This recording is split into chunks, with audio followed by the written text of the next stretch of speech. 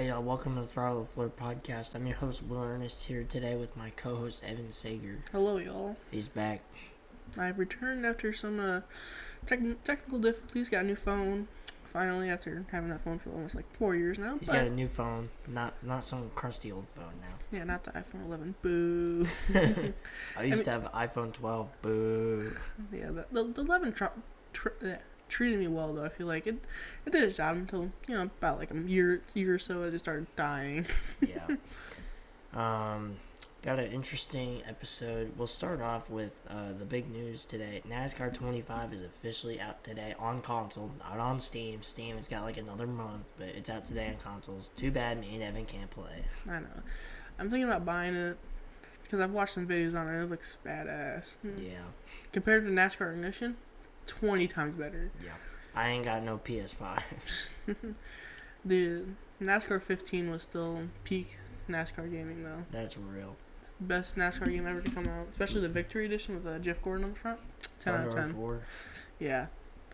I love Thunder 4. I have Thunder 4. Yeah. And I technically have Chase of the Cup 2005 and Total Team Control 2006, but I don't play those. I'm pretty sure my dad has some of them on his PS2 out in the garage. Yeah, something like that. Also, some huge TV news that just came out not too long ago, a couple hours ago. NHRA. Oh, boy.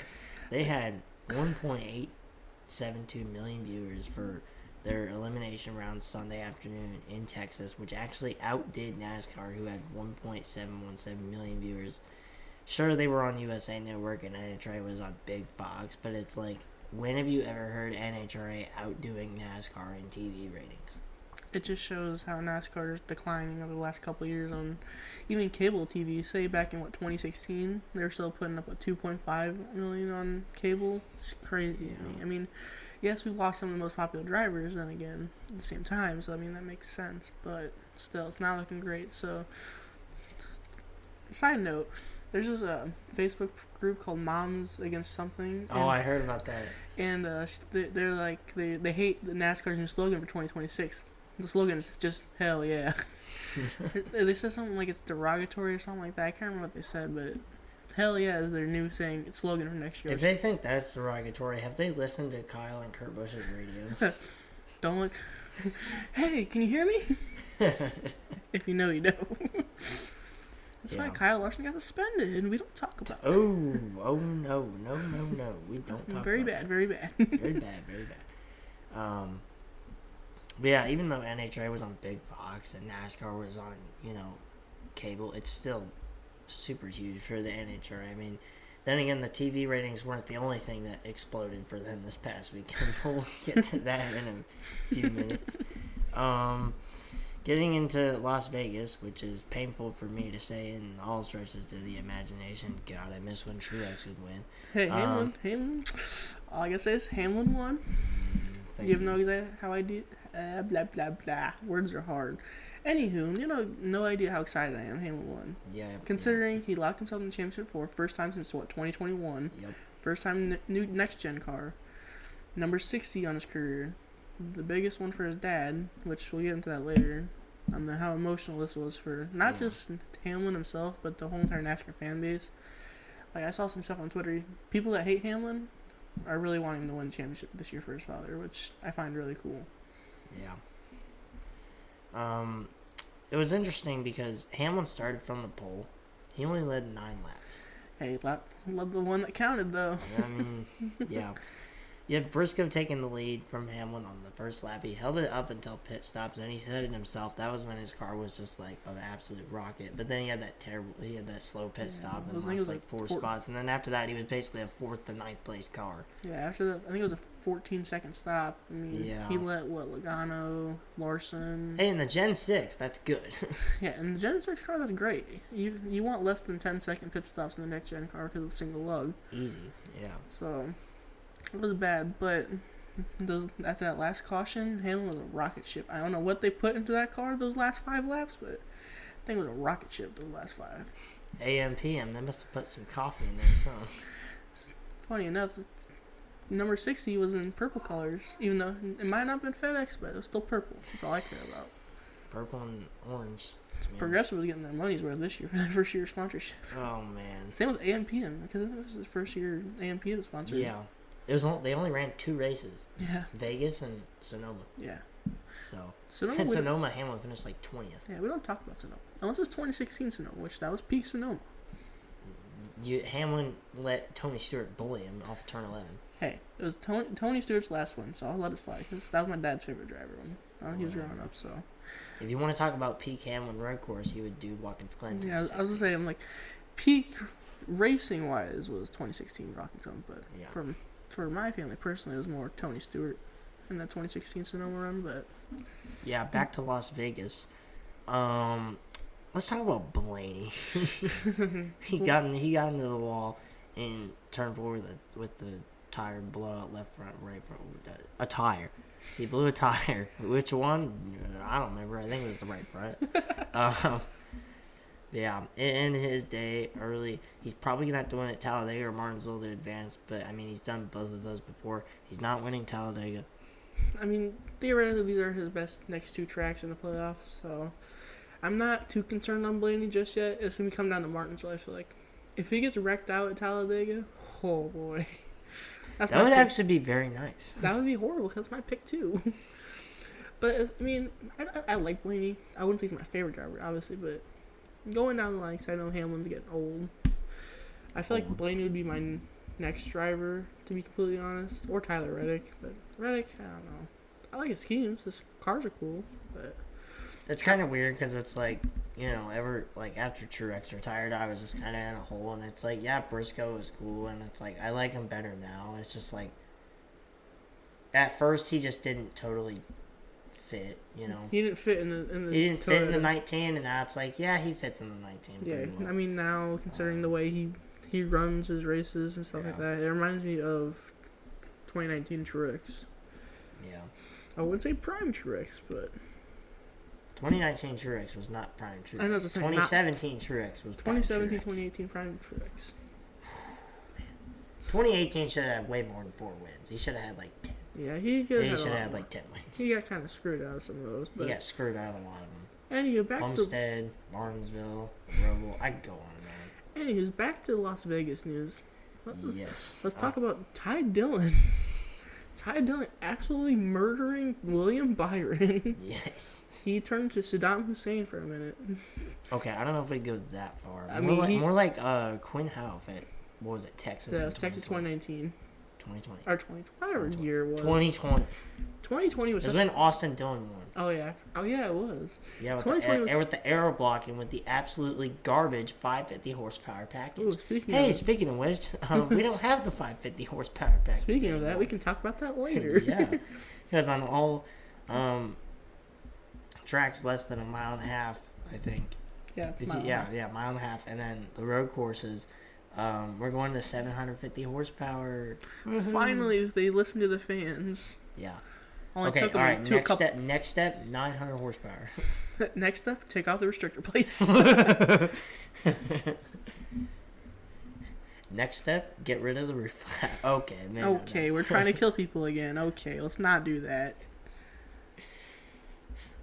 Yeah, I don't know. Honestly, it doesn't matter how many times they add, like, more roof flaps or, like, add more fabric to the top of the car. Ryan Preece is still going to fly. This car is an IndyCar with a bottom. It literally is. This thing is prone to flying.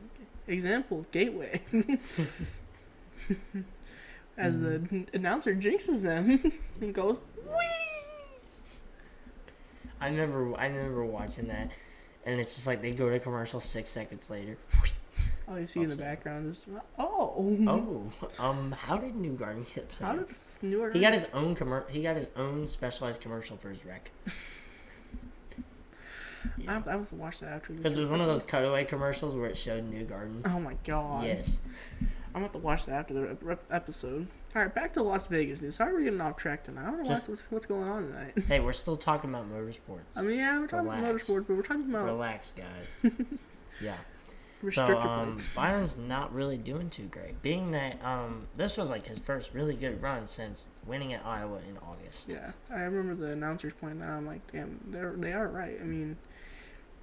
He's really just squeaked by the playoffs because of how many points he earned in the regular season, which then again shows how flawed the system is. Yeah. Well, we'll get to see if the regular season championship curse kicks in next year. Being that that's been... Yeah. I mean, Elliott won 22, went winless the following year. Granted, his snowboard injury, but still. Also, I mean, granted, he almost murdered Hamlin. Oh, that's 2022. My bad. My fault. No, that was 23. That was the 600. Oh, yeah. When he almost murdered. Because he missed, like, probably... Because he missed 5 or 6 races with the snowboard, and then he missed Gateway. Because, he almost killed Denny Hamlin. He rear hooked Denny Hamlin with the 600. And then, oh god, Truex did nothing in his final year. He said, you know what, I'm just going to take the year off. Pretty much. And then, like, the first time we hear from him since February, it's because his damn trophies are getting sold. For no reason. Yeah, that sucked. And then, like, Reddick, after winning the racing championship last year, he's gone winless this year, and I don't know if he will win, to be honest. I mean, granted, he did win at Talladega in the spring of 2024. Yeah, Talladega's probably the only chance he'll win in the next 3 weeks. Oh, yeah, because he's garbage. Or we could go with Spinhouse Jr. He's pretty good at these restrictor plate tracks. Yeah. As a Kyle Petty would say. Pretty damn good at these restrictor plate tracks. Yeah. And it really does suck for Byron. He won stage 1. Although then again, Larson dominated for much of the race. He won stage 2. He led the most laps, like 129 laps. Too bad Larson couldn't beat Denny Hamlin. No.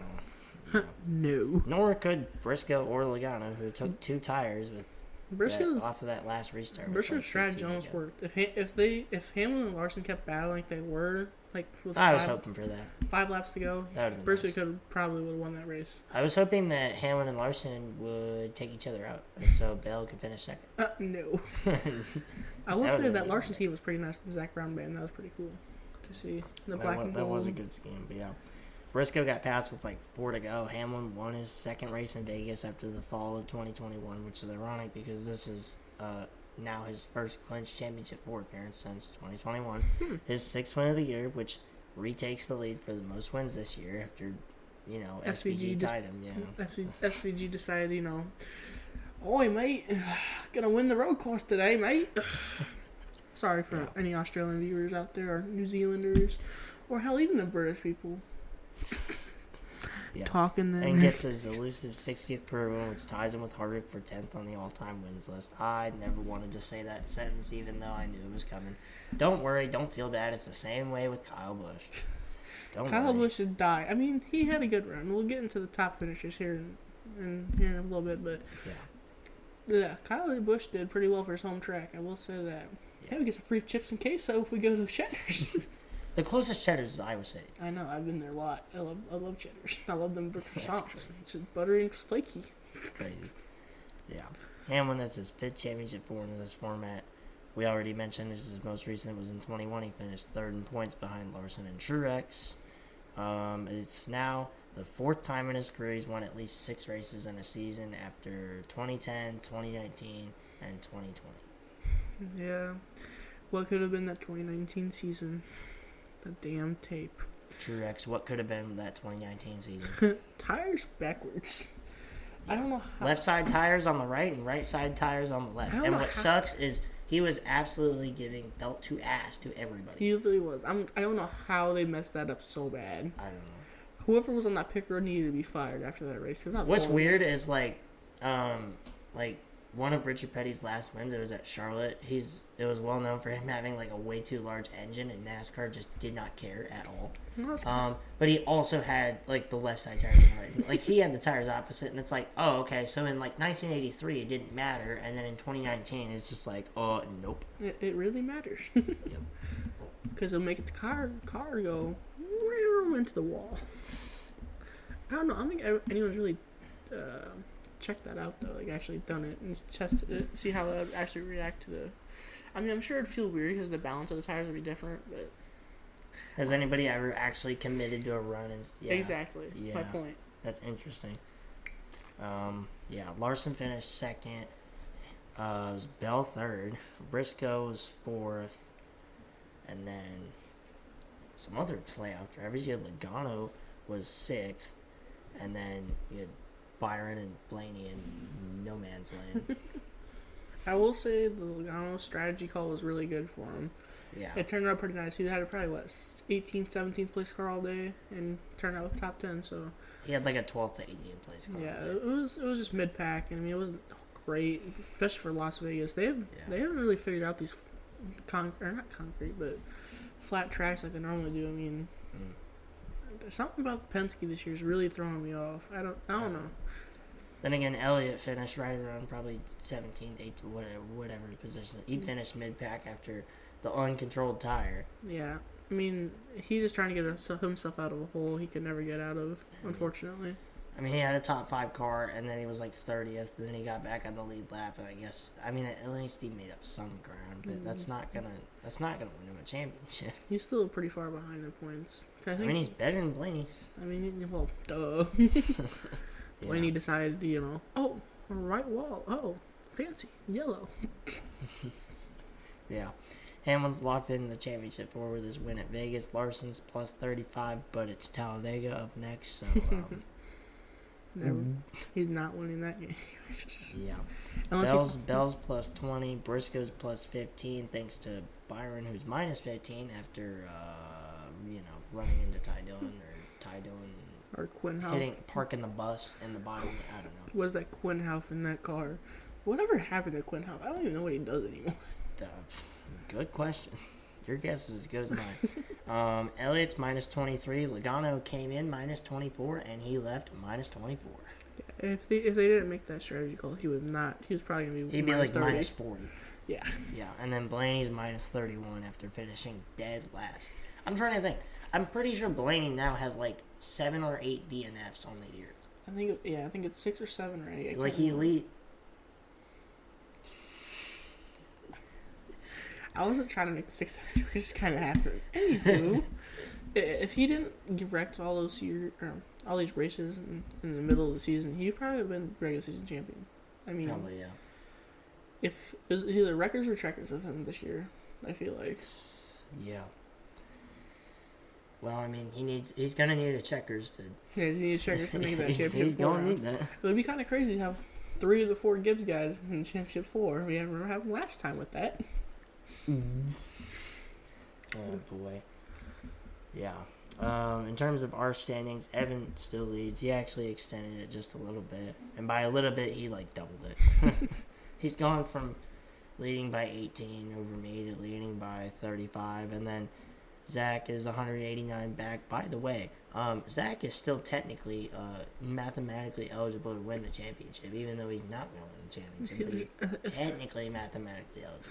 Technically, he would have to win next 3 weeks. Pretty much, yeah. And have us wreck out every single week. Well, I'm not wrecking out. You're wrecking out. I don't know what you're talking about. Blaney at Talladega says otherwise. Hey. You remember how, like, back when Mason used to lead the points, and then, like, right before I took over the points lead and held it for, like, a gajillion years? It was at Talladega. And I ran top 5 with Chase Elliott, just like I'm going to do this weekend, bare minimum. And Mason picked, guess who? Blaney. You want to know where Blaney finished? He wrecked. Yeah. After like 40 laps. But this is fall Talladega. This is his strong suit, fall Talladega. For some reason, he loves fall Talladega. Who won 2022 fall Talladega? Yeah. We'll see come Sunday. To whoever wins this battle. Yeah. I feel like this race will decide who wins the championship. I feel like because it's such a wild card. I feel like whoever wins the race wins the championship. I mean, then again, you remember Phoenix back in the spring? Yeah. You remember when you picked Blaney? Kaboom. Yeah. I should have picked Hamlin in that race. I don't know why I didn't. Yeah. Then again, you won with Hamlin and Martinsville in the spring, so I don't know. Get that clock. Whatever. We'll see. Haley's 220 back, Mason's 241 back, and then the part-timers, The back market teams. I don't know if I go that far, but whatever. Picks for Vegas. Evan obviously picked Hamlin. If he couldn't tell in the first 20 minutes of this podcast episode, I don't know what you're doing. led 9 laps from the pole. I picked Bell, who finished 3rd. Somehow didn't lead a lap, which is absolutely catastrophic. That is not how you say that word. Excuse my English, please. It's okay. Zach picked Briscoe, who led 57 laps, finished 4th, had the Xfinity fastest lap. Mason with Suarez only ended up 20th. Pretty finger-licking mid. Haley had Logano, who finished 6th and led a lap. Bernardo picked Larson, who finished 2nd with the most laps, led 129. And Stacy, unfortunately, picked Blaney. But yeah, that's kind of all for Vegas. Of course, we know Vegas as a desert, a hot desert. But Texas was definitely hotter. Not only for NHRA's TV ratings, but for everything else. NHRA had the Texas Fall Nationals this past weekend. There were tons of explosions in the hot Texas heat. Drivers like Clay Millican and Ron Capps, they won first-round matchups despite engine setbacks, but other drivers like J.R. Todd, who literally went boom, didn't even get like 20 feet down the track. Also, Justin Ashley and Tony Stewart had blow-ups that sent them home. But it was pretty much just I don't want to call it chalk at the end of the day, but you had Gage Herrera, who's been dominating Pro Stock Motorcycle. He went 5,000ths of a second red in the semifinals, opening the door for points leader Richard Gadsden to strike. He defeated Braden Davis to win in Pro Stock Motorcycle, and it's his 4th win of the year, and that extends his points lead over Gage Herrera to 72 points, which Gage Herrera, he's the defending Pro Stock Motorcycle champion. It's been a long time since somebody said you have multiple rounds worth of a points lead over Gage Herrera. Yeah. And then Dallas Glenn defeated Aaron Stanfield to win a Pro Stock, his 7th win of the year, his 20th career win. That extends his points lead over Greg Anderson to 60 points. Austin Prock defeated Ron Capps, who had his parachutes deploy like halfway down the track.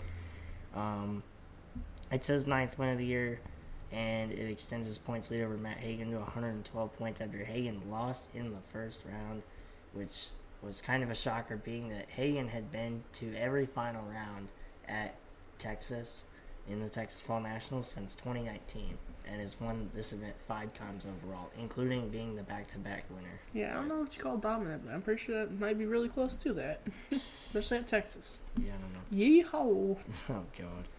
And then Doug Coletta defeated Steve Torrance to win in Top Fuel, his 4th win of the year, and this just pretty much extends his dominant points lead to a massive 141 points after Justin Ashley lost in the first round. Coletta now basically pretty much is in control. He looks to win his 2nd Top Fuel World Championship in 3 years. So yeah, that's right. The points leaders, they all came in this weekend, went 4 for 4. They all won here in Texas. So I guess they were just able to outlast the heat, I guess.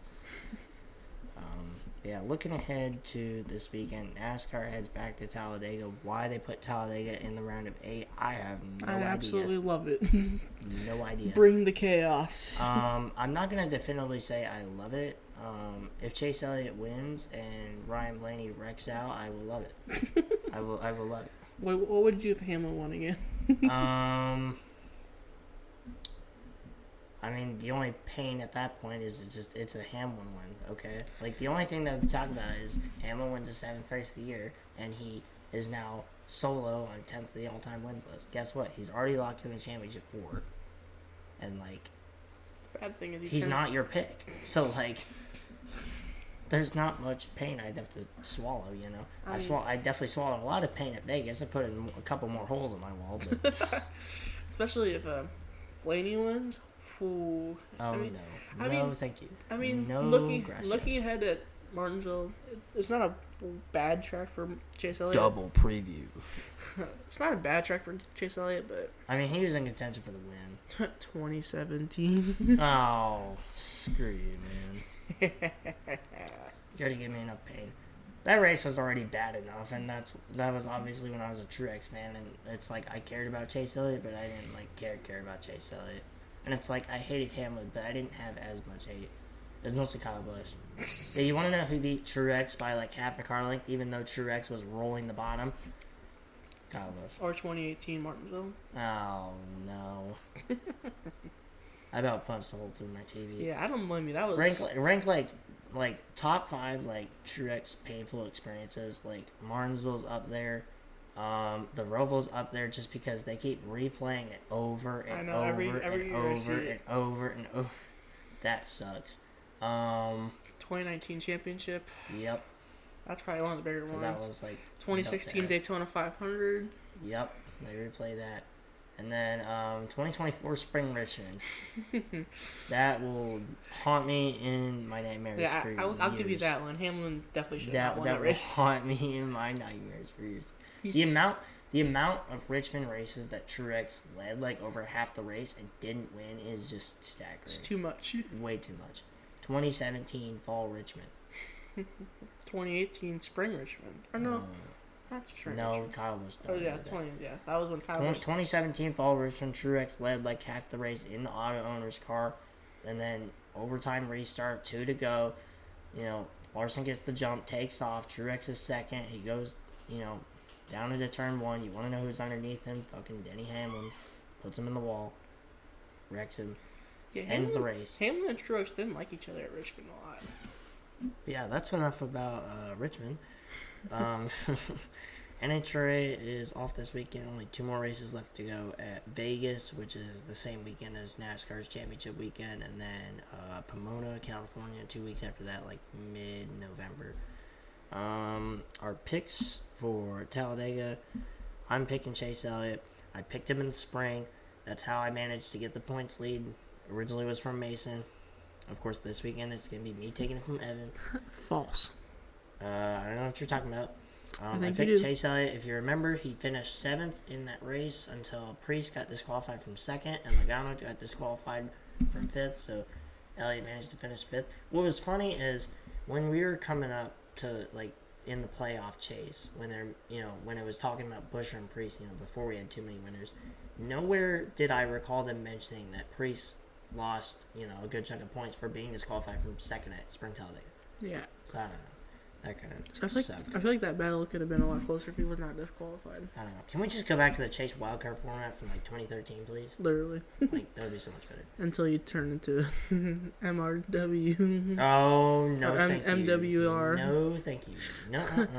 Hey, you got an itchy arm. If you think about it, Spingate launched Truex at Fernando and it launched Napa to go with Junior Motorsports when Chase Elliott was in Xfinity, which then launched Chase Elliott to where he is and launched Truex to where he is. So like, if you think about it, Spingate actually worked out for both of them. Yeah, Clint Bowyer got an itchy arm right there.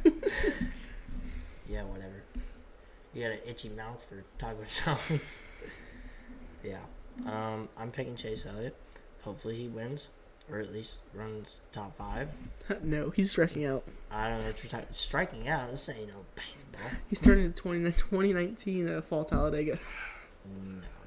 Alex Bowman decides to just murder the field. I'm good. The Alexa car. Yeah. I picked Elliott in the spring. Of course, I took the points lead from Mason. And Mason ran Blaney in the spring at Talladega. And he wrecked because Blaney's really good at wrecking this year. And you want to know who decided to pick Blaney this weekend at Talladega? Mr. Evan Sager over here. Yeah. Blaney's going to wreck. Again. Each your words when Blaney finished top 5. He's not finishing top 5. He's wrecking. Okay. I put $20 on it. Mark this right now. I put $20 on Blaney Gang will finish the race without wrecking. I'm not betting. Someone's scared? Oh. No, I'm not scared. I'm not gambling. We don't encourage gambling here. We're under 21 here. I definitely don't have price picks. Take the over. Sir. It's fun. You only put like $1 bet. You know, it's like just $40. Zip it. All right. We don't engage. We don't endorse price picks at all. Please sponsor us. Oh my god, no. We need family-friendly sponsor. Can we get Arby's to sponsor, please? Free steak nuggets. We have the beef, or we have the meats. No, can we get McDonald's or Taco Bell to sponsor us? No, because our work would be all over us. Trust me, they'd find a way to be all over top of us. I just Maybe. know it. Yeah, Zach's picking Logano. We'll see if Logano and Blaney work together, and by work together, I mean wreck themselves. You may be thinking, they're not going to wreck each other. Did you see Cindric last year cause a 28-car pileup? Or did you see Penske at the 2021 Daytona 500? Or did you see Toyota Spring Talladega 2024? Well, most of the Toyotas. That was bad. That one was really bad. That was a horrible wreck, too. Yeah. Mason is picking Byron. We'll see if he has a bounce back week or not. I mean, he ran good in Vegas until he didn't. Haley's picking Briscoe. I don't hate the pick, but I don't love the pick. But, like, then again, it's Talladega, so it's like, can you really hate on anybody? No. Yeah, it's anyone's weekend. Anyone can be good. Bernardo's picking Keselowski. We'll see if Keselowski can turn into, like, 2014. Keselowski, he won't, but... He can turn into 2017 Fall Talladega when our Ricky Stenhouse, decided, turn into prime Dale Earnhardt that race. I remember that race. It was when he had Brad passing Ryan Newman on the last lap. Mm-hmm. That was some times. And then Stacy's picking Larson out of Super Speedway. So we'll find out how that goes. Yeah, I don't think Stacy knows. Larson is not great at the super speedways. I mean, what was it? I'm trying to think. I could have sworn it might have been Atlanta in the spring, or I don't know. I thought there was a super speedway this year where we won a stage. Yeah, I could be wrong, but I think it was the summer. No, it wasn't summer. I think it was the spring race. Pretty sure won stage 2, if I'm not mistaken. Yeah, I think it was. But yeah, that's all we got for this week's episode. Guys, I can't English. Believe it or not, I know how to speak English, but I don't know how to speak English. Oi, bro. Alright. SV Timu over here. Johnny SVG. Oh, God. Mr. Clean SVG. Oh, boy. Anyway, thank you all for listening today. It's been kind of a weird... Hey, that's my line. Sorry, it's been a little off topic today. We've kind of been going back and forth. We've kind of been yapping today, I feel like. We've been all over the place in a fitting of chaotic format as you need to respect Talladega. Yes. We respect Talladega and we respect its craziness, and one day we'll get on Talladega Boulevard at some point. Yeah. That would be a crazy night. That'd be a crazy night. It'd be a crazy weekend. Yeah. I wouldn't remember anything from those nights. Well, who would? All I remember is beads. All right. That's all we got for this week's episode of the Throttle Floor podcast. Make sure you listen on Spotify, Apple Podcasts, wherever you get your podcast. Some quick little shout out. Well, not really a shout out, but yes, a shout out. I don't know. I turned the Chilwell Media YouTube, just named it Throttle Floor Podcast because I felt like it. I turned the Chilwell Media Instagram, just turned that into photography, but like still mention the podcast. But I'm basically splitting the Instagrams back up. I just don't have a new Throttle Floor Podcast Instagram yet because for some reason I can't reactivate the one that I had. I don't know. It's dumb. But yeah, my photos are on Joel Photography, and I did that just because, like, the little thumbnail I had that still says Joel Photography, it's like, before, it's like, if you looked up Joel Photography, like, it wouldn't send you to Joel Media Instagram, like, it would just, yeah, so. Hopefully it gets better traction. Hopefully this podcast gets better traction, we'll see. Who knows? We have to feed ourselves. This is how we make our money. Money. That's all we got for this week's episode of the Throttle Floor Podcast. And hopefully me and Evan will see you next week. And hopefully I have a points lead. Have a good day, y'all.